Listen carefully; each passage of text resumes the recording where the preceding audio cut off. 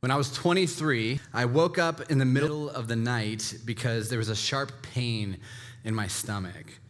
Trying to ignore it, I rolled over to go back to sleep, but it was unbearable. So I walked into the living room of our small apartment in Cleveland, and I turned on ESPN and waited for the pain to go away. Now, let me pause here for a moment because I know what some of you are thinking, especially the moms in the room. You're thinking, did you try going to the bathroom? Maybe you just needed some Pepto or Tums. Listen, it's not that type of stomachache. People, this isn't a story about how I had to poop. Give me a little bit of credit here. So from midnight on, I laid on the floor in the fetal position watching a late night NBA replay of a game from earlier that day. And at some point, even though I don't remember this, the pain must have faded enough for me to head back to bed and fall asleep. When I woke up the next morning, the pain was still there. It felt like someone was jabbing me in a pen in a spot just a few inches below my belly button, but I still figured it would eventually go away. So I tried to get dressed. I threw on gym shorts because they were the only things I could get on while curled into a ball on my bed, and I figured the waistband wouldn't put too much pressure on the spot that hurt. I brushed my teeth while sitting on the edge of my bed, leaned over and looking at the floor. I pulled myself into my car and I drove to the church office where I was working. It took me 10 minutes to make my way up the flight of stairs. At this point, it was probably an 8 out of 10 on the pain scale, but I still thought that it would go away. When I walked into the office, our admin immediately looked at me and said, "Michael, you look awful." I was like, "Thanks, Joyce, I'm fine. I just need to go sit down." Holding onto the wall, I worked my way to the desk. I sat in my chair and I put my head down. It had been 12 hours since I woke up at midnight and things were getting worse. Thankfully, one of my coworkers stepped in and called my wife, and she came and took me to the hospital. When I got to the emergency room, the pain was so bad that I couldn't talk. And some of you know what the type of pain that I'm talking about. It's where you're gritting your teeth and you're humming and you're just trying to numb it, ignore it, or even will it to go away. The hospital wasn't in much of a hurry because they thought it was kidney stones. So after waiting for a few more hours, they took me back to get my blood work. It was around 4 p.m. At this point, I had an IV hooked up with pain medicine, so the shooting pain was dulled, but still nagging. And that's when the medical staff rushed into my room because the blood work came back and they realized that my appendix was about to burst. Within an hour, I was in surgery, and a few hours later, I was in recovery. My useless piece of junk appendix had been removed, and the pain was gone. And I was back at work 3 days later. I'm so thankful for my coworkers and my wife and the doctors for seeing that something was wrong and getting me the help that I needed. They legitimately saved my life. You see, when we are not physically well, people see it. Our faces show the pain. Our color isn't the same. Our eyes might be full of tears. Our voices give us away, maybe through crying or screams of pain or simply being able to communicate that something isn't right. The benefit to struggling physically is that it's noticeable. People take your pain seriously because it's seen, right? And something was clearly wrong with me physically, and people stepped in to get me the help I needed. And as weird as this might sound, that is kind of the beauty of physical pain. It's seen. Even issues like cancer can be seen, not just through scans or the results of chemotherapy and radiation. Just last year, a TV reporter in Florida named Victoria Price got an email from a viewer that encouraged her to have a doctor check out a lump on her neck. At first, Victoria ignored the email because she didn't notice that anything was wrong. But after her boyfriend insisted, she went in to get it checked out. Tests then confirmed that she had thyroid cancer, and she quickly had the malignant tumor removed. When our physical health is struggling, it's noticeable. But sadly, the same can't be said about our mental health. When people are struggling mentally, it's often unnoticed. When people are struggling, you can't always see it on their faces. When we are struggling mentally, we try to hide it. When we are struggling mentally, we tend to let it be a secret battle within. When we are struggling mentally, we push it deep down because we don't want it to be a burden on our family or our friends or our work or our faith.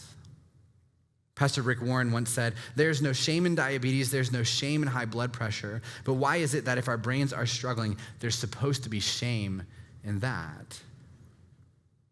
Today we're starting a new series called Inside My Head, And this series is about mental health and faith.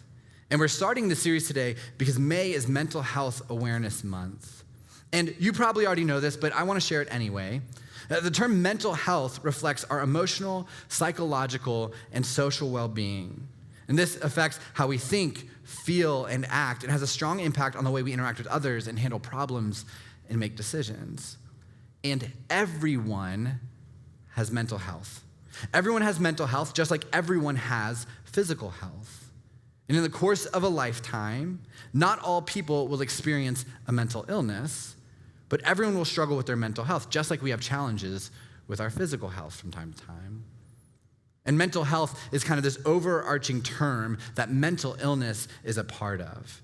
Mental illness refers to the conditions that affect a person's thinking, feeling, mood, or behavior. These can include, but aren't limited to, depression and anxiety and bipolar disorder and schizophrenia. And while this series is going to focus on mental health as a broad topic, I want to talk about mental illness for a second. Here are some important things to know about mental illness. And this information comes from the CDC, the National Alliance on Mental Health, and Johns Hopkins. And I want to share this because I'm guessing that you are like me and you are unaware of just how prevalent mental illness is in our society.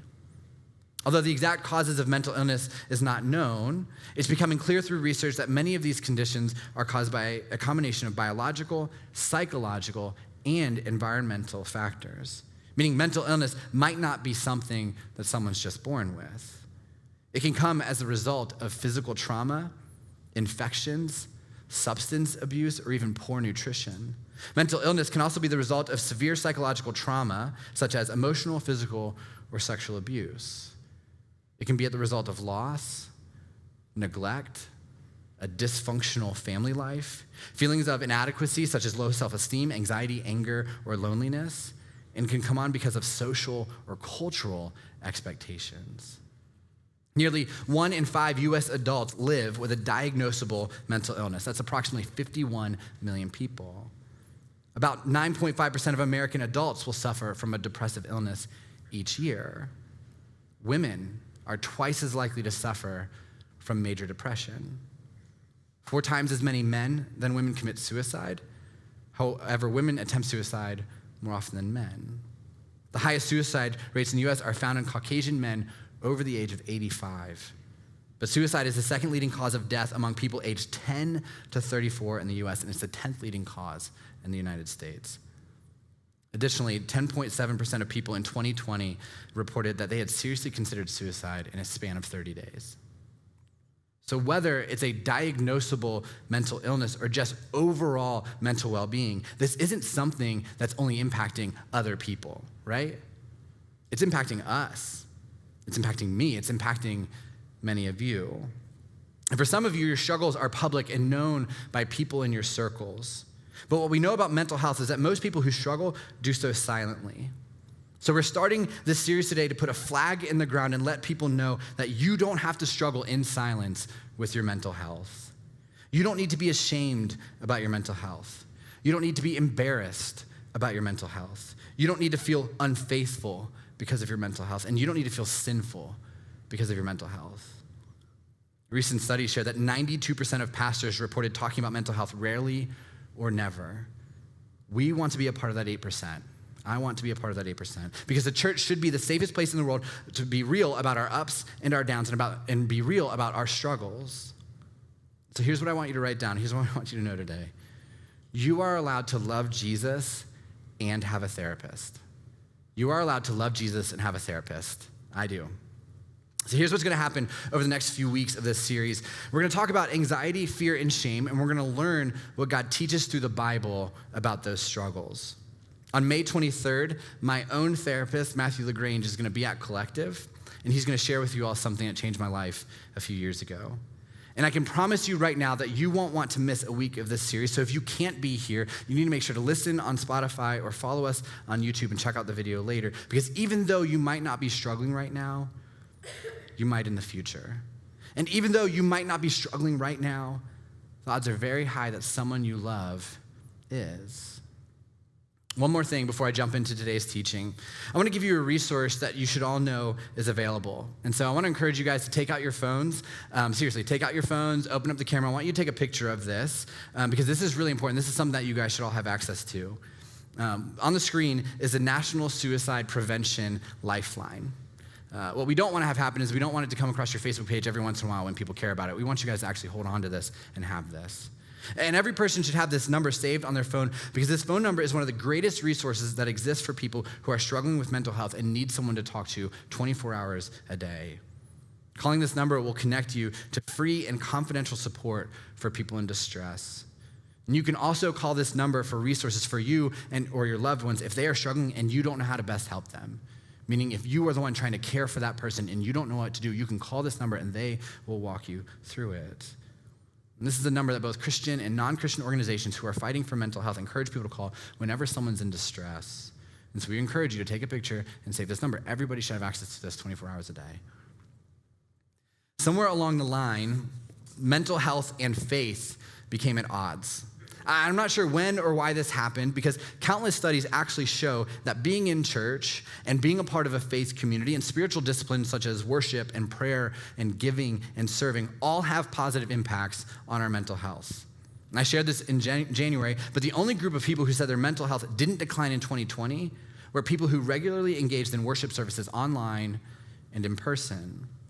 But even with science and psychology proving that faith and mental health are very much connected, there's still a disconnect.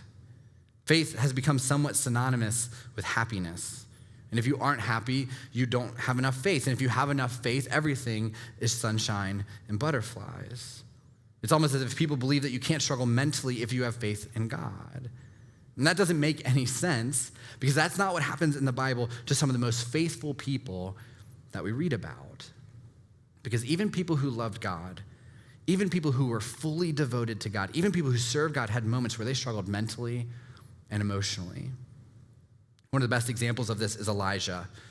Elijah was a prophet of God. This means that God spoke to him, and Elijah would take that message and bring it back to God's people.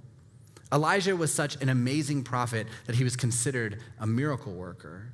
In fact, when Jesus was in the peak of his ministry and he was healing people and he was performing miraculous signs left and right, people thought that Jesus was Elijah, and that was a compliment. But check this out. This is about Elijah in 1 Kings in chapter 19. It says this, "Then he went on alone into the wilderness, traveling all day. He sat down under a solitary broom tree and prayed that he might die. 'I've had enough, Lord,' he said. 'Take my life, for I am no better than my ancestors who have already died.'" You see, right before this moment, Elijah had prayed a prayer that God would prove that he was God, and God sent fire down from heaven. Right before this, Elijah had prayed for rain, and God made it rain. Right before this, it says that God gave Elijah special strength. But also right before this, a queen named Jezebel threatened to kill Elijah because of his work that he was doing for God, and that led to what we just read. A little over a day later, Elijah asked God to take away his life. He cries out to God. God had just done something amazing yesterday. God just demonstrated how good and powerful he was. And in that moment, Elijah was feeling great yesterday. So the next day, Elijah finds himself in the low place of wanting to be dead. And listen, I'm not a counselor. I'm not a psychiatrist. It is not my place to diagnose Elijah. But what I do want to point out is that so many people understand what it's like to experience really high highs and really low lows. So many people understand what it feels like to see God fully moving in their life, but the next day question whether or not their life is even valuable. And the thoughts inside of Elijah's head lead him to a dark place. Have you ever been there before? Do you know how that feels? Let's talk about David. David is called a man after God's own heart. He is chosen by God to become the king of Israel. He's a great warrior. He slayed Goliath. But David struggled. He struggled spiritually. He struggled emotionally. He struggled mentally. In Psalm 6, he says this, "I'm worn out from sobbing. All night I flood my bed with weeping, drenching it with my tears. My vision is blurred by grief. My eyes are worn out because of all my enemies." In Psalm 13, he writes this, "O Lord, how long will you forget me? Forever? How long will you look the other way? How long must I struggle with anguish in my soul, with sorrow in my heart every day? How long will my enemy have the upper hand? Turn and answer me, O Lord my God. Restore the sparkle to my eyes, or I will die.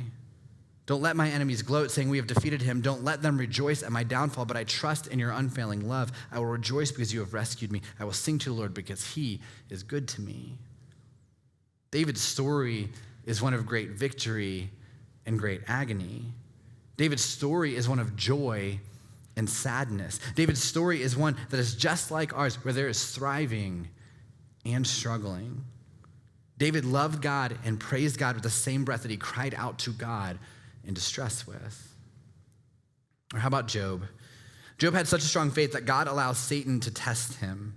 And after experiencing horrendous disasters that take away all he holds dear, including his children, his health, and his property, this is what he shares in Job 30. And now my life seeps away. Depression haunts my days. At night, my bones are filled with pain, which gnaws at me relentlessly. And here's why I read all these. You can be faithful. You can love God. You can follow Jesus and still struggle mentally and emotionally. And so here's the first takeaway for today, and this is foundational for this whole series, so I encourage you to write this down. It's okay to not be okay. It's okay to not be okay. It's okay to not be okay. The Bible is full of stories of people who have great faith, who also have dark days. The Bible is full of stories of people who love God with their whole heart, but question whether or not their life is valuable.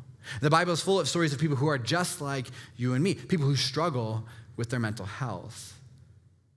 And we learn over and over and over again that it's okay to not be okay. Jesus doesn't demand perfection. Jesus doesn't expect perfection. Jesus doesn't ask us to fake it till we make it. Jesus doesn't ask us to carry our burdens alone. Jesus doesn't expect us to carry our burdens silently. Jesus came to earth for people who are not okay.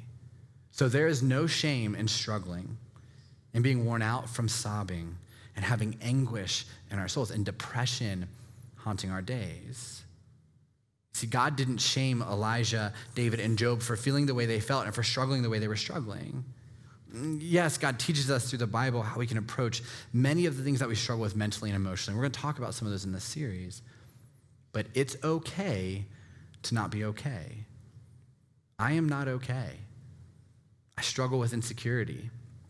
I have trust issues. I find it difficult to express my emotions, and they always seem to come out as anger, even joy. If I'm joyful, I'm still angry.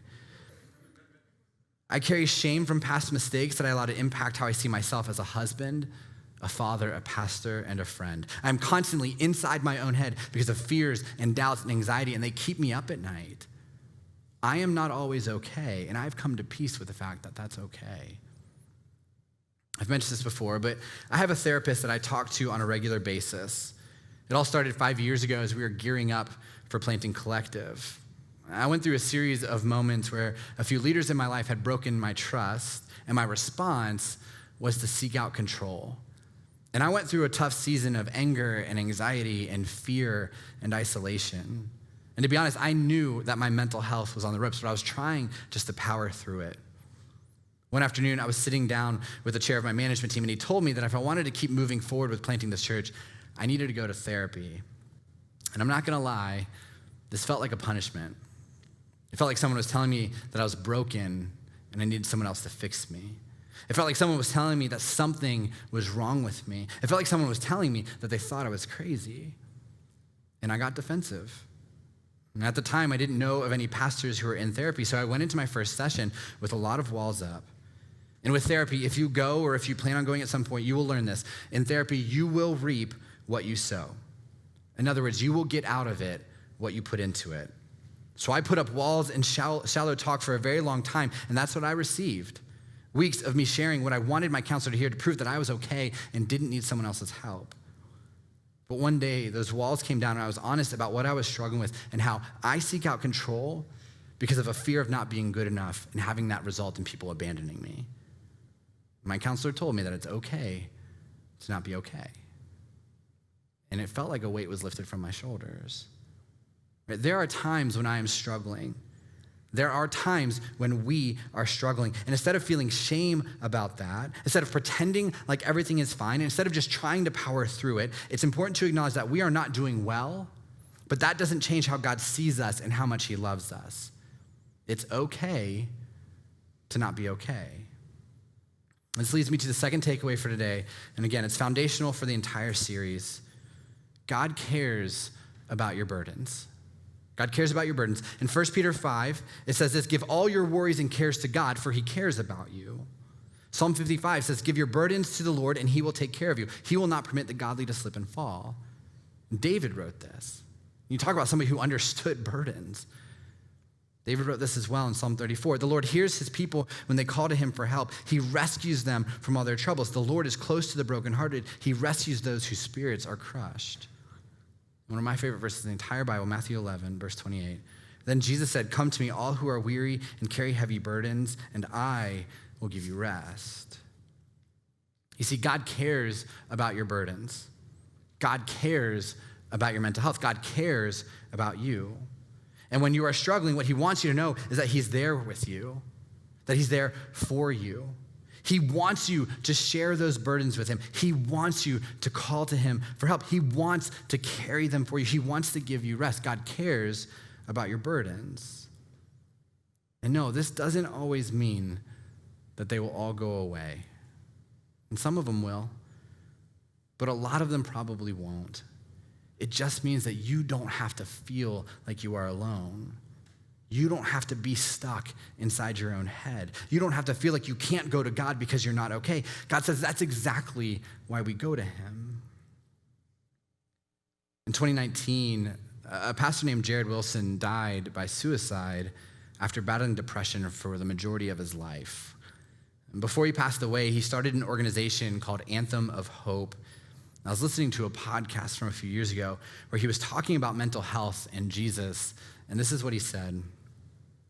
Loving Jesus doesn't always cure suicidal thoughts.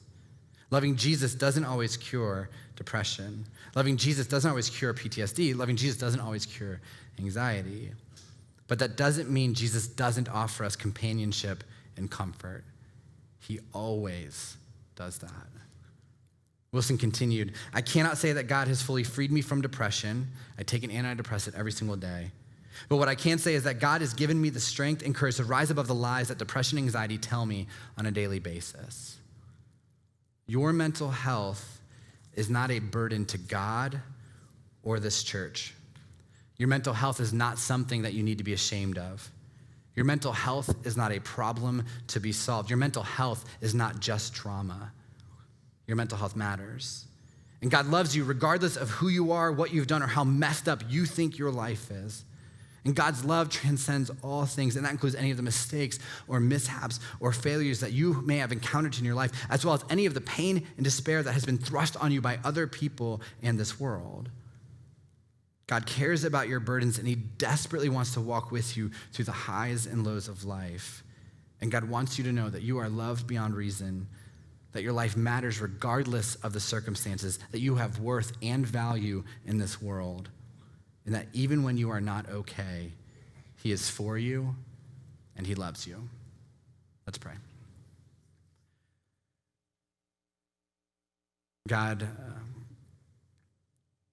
if we're being honest, we are all struggling right now. God, we're trying to pick up the pieces of a really hard year.